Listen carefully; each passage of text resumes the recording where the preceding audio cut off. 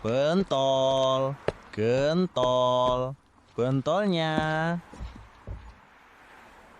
Ya ampun, dari pagi sampai sore baru laku 5 tusuk.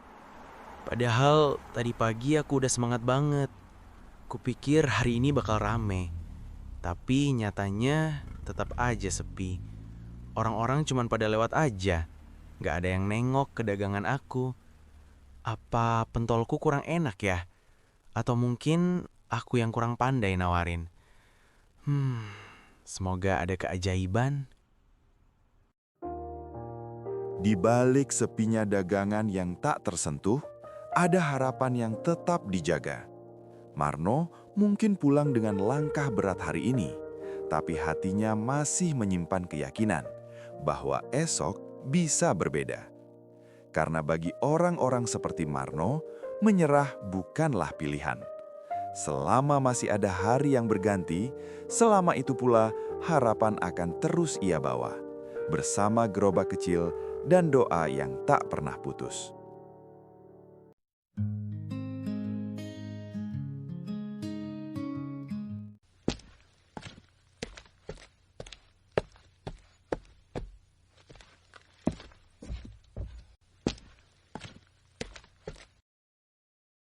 Marno, sudah pulang?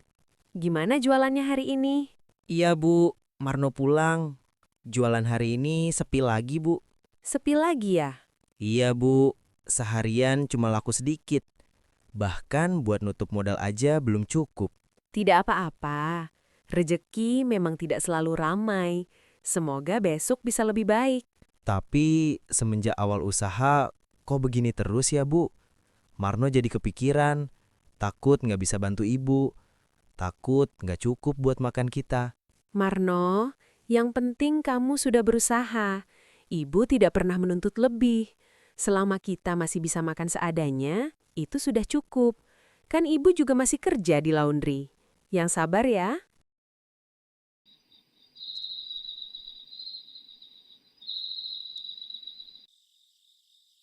Capek juga ya, dorong gerobak dari siang, keliling sana-sini, tapi hasilnya tetap sama. Apa aku yang kurang usaha? Atau memang usaha pentol ini bukan rezekiku? Mending sekarang aku ke warkop dulu ketemu Mamat, kali aja bisa nenanin pikiran. Dengan langkah pelan, ia menuju sebuah warung kopi sederhana di ujung jalan. Ia mencari tempat untuk sekedar menenangkan pikiran yang sejak siang terasa berat. Di antara suara gelas dan obrolan ringan orang-orang, Marno duduk dalam diam, mencoba berjamai dengan hari yang tak berjalan seperti harapannya. Kadang, hidup memang tak selalu memberi hasil, meski usaha sudah maksimal. Tapi seperti langkah Marno malam itu, selalu ada jeda yang bisa diambil untuk menguatkan hati sebelum kembali berjuang esok hari. Loh, Noh, tumben jam segini udah datang. Memangnya udah selesai jualan? Iya, baru selesai, Mat. Apa jualanmu sepi lagi, Noh? Iya, Mat. Cuma bisa laku dikit. Tiap hari begini terus. Aku jadi mikir, apa pentolku nggak ada yang minat ya? Bukannya nggak ada peminat, Noh. Sekarang kan yang jual pentol banyak. Di tiap sudut ada yang jual. Jadi sainganmu makin banyak. Itu dia. Aku bingung harus gimana. Mau bertahan tapi hasilnya nggak cukup. Mau berhenti tapi ini satu-satunya usaha yang aku punya. Gini aja, Noh. Kamu pernah kepikiran ganti jualan nggak? Ganti jualan? Memangnya mau jualan apa lagi, Mat? Cari yang belum banyak saingannya di sini. Jangan jualan yang semua orang juga jual. Iya juga sih. Tapi kalau aku ganti usaha, modalnya dari mana, Mat? Sekarang buat makan aja pas-pasan. Kalau soal modal, aku bisa bantu sedikit. Yang penting, kamu mau ganti usaha. Nggak jual pentol lagi. Serius, Mat? Aku jadi nggak enak sama kamu. Mulai kita kecil, kamu selalu bantu aku. Nggak usah nggak enak. Yang penting, kamu cari ide jualan yang beda. Yang orang lain belum kepikiran. Yang orang lain belum jualan menu itu. Iya juga ya. Selama ini aku cuma ikut-ikutan. Nggak pernah mikir yang beda. Tapi kira-kira aku harus ganti jualan apa ya, Mat? Aku malah nggak bisa mikir sekarang. Kepalaku buntu. Kamu lupa ya, Noh. Dulu kan kamu pernah belajar masak. Lebih baik kamu cari ketenangan aja dulu. Kali aja kamu nanti bisa dapat ide baru. Oh iya, Mat. Kayaknya aku memang harus nenangin pikiran deh. Makasih banyak ya, Mat. Kamu udah buka pikiran aku. Aku bakal coba cari ide baru. Nah, gitu. Itu baru Marno yang aku kenal. Jangan takut mulai dari nol lagi. Di tengah rasa lelah dan putus asa, kadang jawaban datang dari arah yang tak terduga.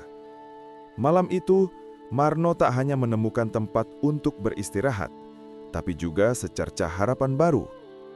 Saran sederhana dari seorang teman membuka jalan yang selama ini tak pernah ia lihat, bahwa bertahan bukan satu-satunya pilihan, dan berubah bukan berarti kalah.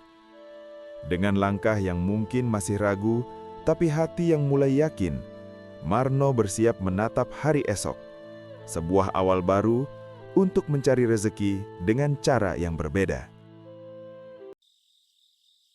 Sudah kuputuskan. Besok pagi, aku berangkat. Aku harus ke kuil di Gunung Malang, tempat dulu aku pernah belajar masak. Aku tahu tempat itu sekarang sudah tutup, tapi semangat itu tidak akan pernah hilang. Hehehe, sudah lama sekali aku nggak ke sana. Mungkin aku memang harus berhenti sejenak untuk mencari cara baru. Mamat benar, aku nggak bisa terus begini. Harus berani berubah walaupun mulai dari nol lagi. Semoga di sana aku bisa nenangin pikiran dan mencari ide baru. Siapa tahu dari situ aku bisa mulai sesuatu yang lebih baik.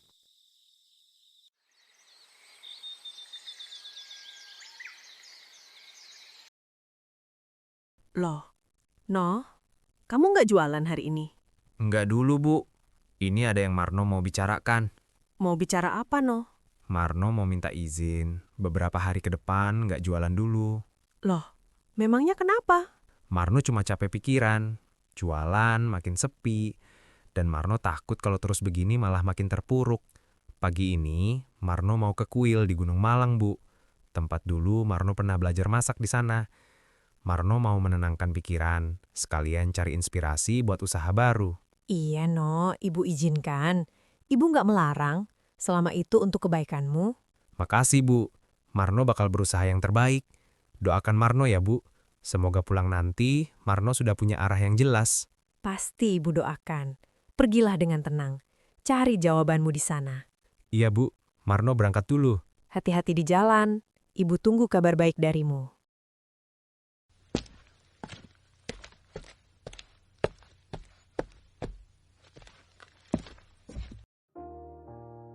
Dari dulu, Marno nggak pernah banyak mengeluh. Semua dipendam sendiri. Sampai akhirnya, dia harus pergi mencari ketenangan. Aku sebagai orang tua, kadang cuma bisa melihat, tapi nggak selalu bisa membantu. Rasanya sedih. Waktu dia bilang jualannya sepi, aku tahu dia kecewa. Tapi dia tetap berusaha terlihat kuat di depanku. Mungkin ini jalan terbaik buat dia, menenangkan pikiran, mencari arah baru. Semoga dia diberi ketenangan hati dan tunjukkan jalan yang terbaik untuk hidupnya. Pulanglah nanti dengan senyum. Ibu tidak butuh apa-apa, selain melihat kamu baik-baik saja dan tidak kehilangan harapan.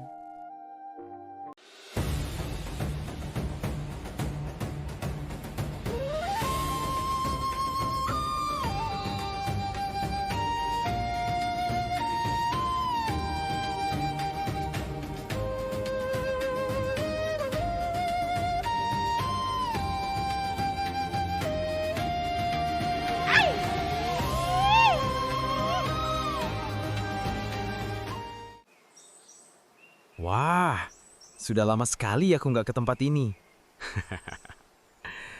Dulu aku datang ke sini dengan semangat belajar, nggak punya beban apa-apa. Suasananya tenang banget. Beda sama hiruk pikuk di bawah sana. Di sini, rasanya semua pelan. Semua bisa dipikirkan dengan jernih. Mungkin ini yang aku butuhkan.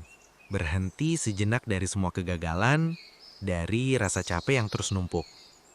Aku bukan mau lari. Aku cuma ingin cari jalan. Cari cara supaya aku bisa bangkit lagi. Semoga di tempat ini, aku bisa menemukan jawabannya. Ide baru, semangat baru, atau setidaknya keberanian untuk mulai lagi dari nol. Langkah Marno melambat saat memasuki halaman kuil. Matanya menyapu setiap sudut, dari bangunan tua yang masih kokoh hingga pepohonan yang seolah tak banyak berubah sejak terakhir ia datang. Di tempat itu, kenangan perlahan muncul satu persatu. Tawa kecil saat pertama kali belajar memasak, teguran lembut dari guru yang membimbingnya, hingga rasa bangga saat berhasil membuat masakan pertamanya. Semua terasa begitu dekat, seakan waktu hanya berhenti sejenak menunggu Marno kembali. Di antara dinginnya udara pegunungan, Marno berdiri diam. Bukan sekedar melihat, tapi mengingat, merasakan, dan mencoba menemukan kembali semangat yang dulu pernah ia miliki. Tempat ini dulu ramai sekali. Aku masih ingat, di sini aku pertama kali belajar memotong bahan, walau sering berantakan. Sering juga dimarahi, tapi juga sering diajarin sabar. Aku datang ke sini bukan buat meratapi, tapi buat mengingat siapa aku dulu. Dan mungkin menemukan lagi jalan yang sempat hilang. Kalau dulu aku bisa belajar dari nol di sini, sekarang pun aku pasti bisa mulai lagi. Lebih baik aku mulai meditasi sekarang. Mungkin akan ada jalan keluar.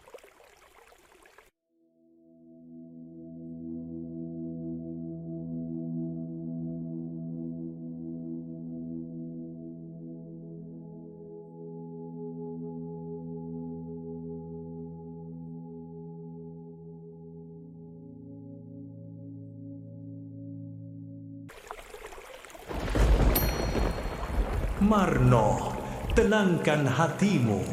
Disinilah kau akan melihat lebih jelas. Ini mirip sekali dengan suara guru. Ini pasti suara dari arwah guru Lu Pengsot. Selama ini kau lelah karena kau berjalan tanpa arah.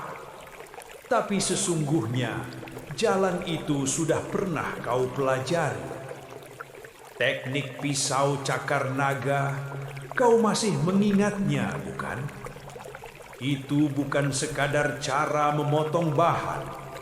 Itu adalah cara mengubah sesuatu yang biasa menjadi istimewa.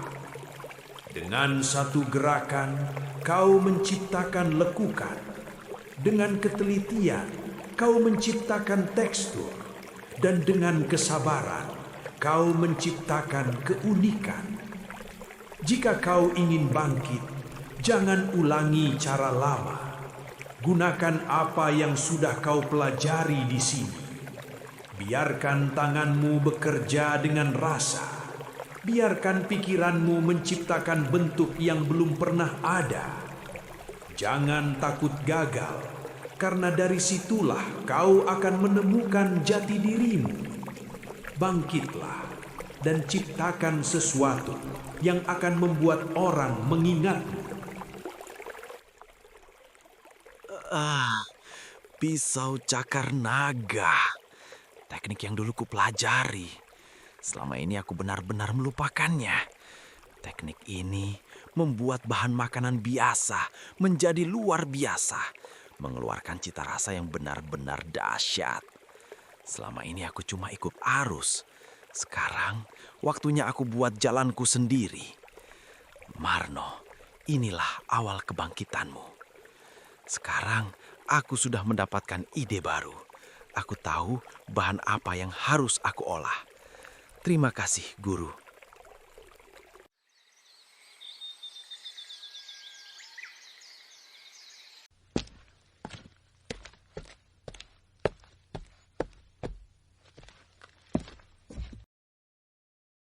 Marno, kamu sudah pulang? Iya, Bu. Marno sudah pulang. Gimana? Kamu sudah dapat ide baru belum? Iya, Bu. Marno sudah dapat ide baru. Marno nggak mau jualan pentol lagi. Marno mau jualan yang belum pernah ada yang jual di daerah sini. Marno mau menjual makanan yang unik. Memangnya kamu mau jual makanan apa? Marno mau jual silit goreng, Bu. Apa? Silit? Iya, Bu. Silit goreng. Silit siapa yang mau kamu goreng, no?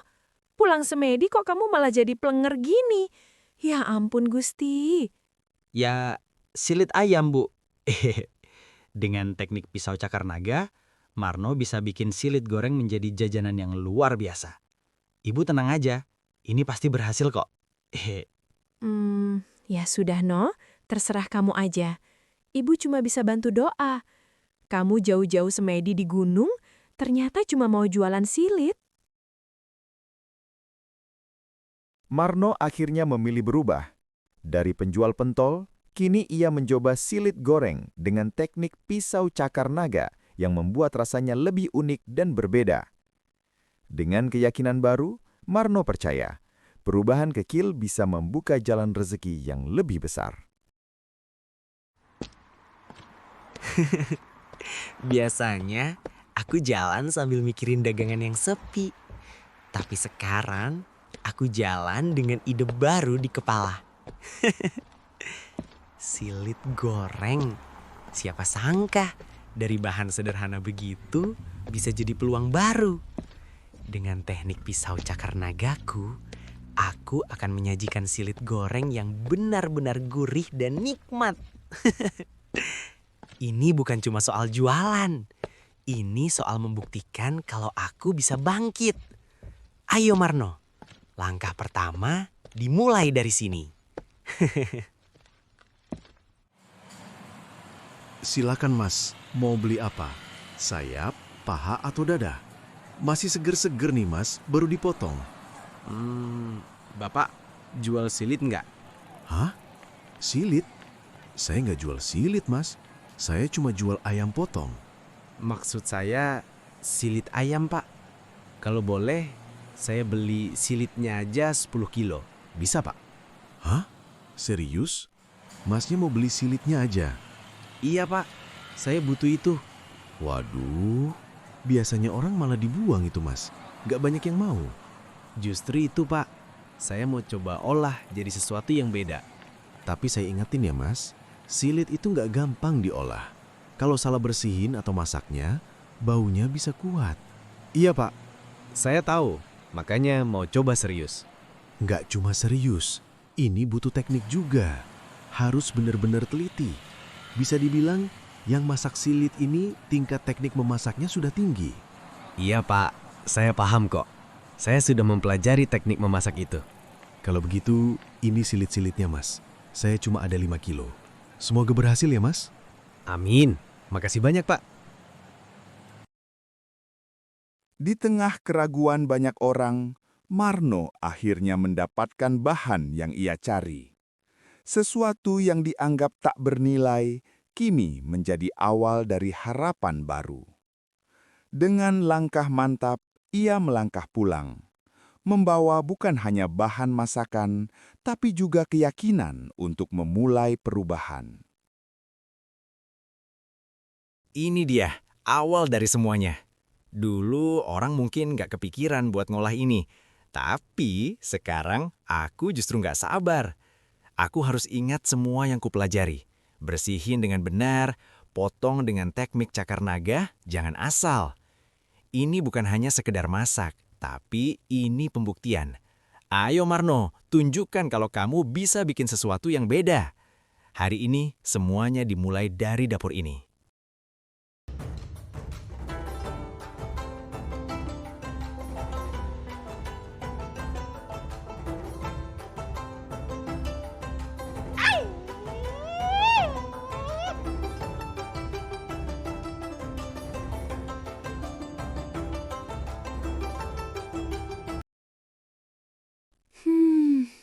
Bau apa ini?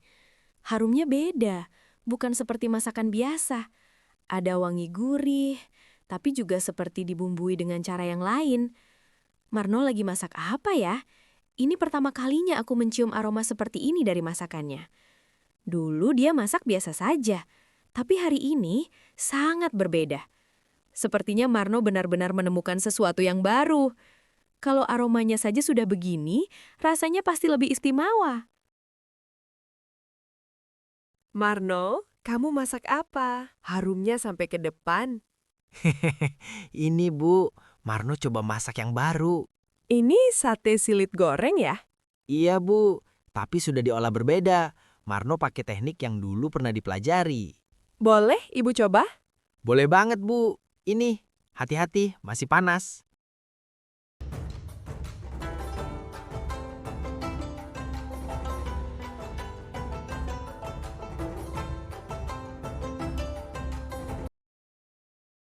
Gimana Bu? Ini enak sekali. Nggak ada bau yang aneh, malah gurih dan teksturnya beda. Wah, berarti berhasil ya Bu? Bukan cuma berhasil, ini istimewa. Ibu belum pernah makan seperti ini sebelumnya. Silitnya enak banget. Berarti ini bisa jadi jualan baru ya Bu? Tentu saja, kalau ibu saja suka, orang lain pasti penasaran. Terima kasih Bu. Ibu yakin ini awal yang baik untuk kamu. Dari dapur sederhana itu, lahirlah sesuatu yang tak hanya menggugah selera, tapi juga harapan baru. Saat sang ibu mencicipi dan tersenyum, Marno tahu perjalanannya tak lagi sia-sia. Dari bahan yang sederhana, kini tercipta sesuatu yang istimewa. Dan dari keyakinan kecil itu, perlahan terbuka jalan menuju masa depan yang lebih baik. Sekian dulu cerita di part 1. Cerita akan berlanjut ke part selanjutnya. Terima kasih sudah menonton.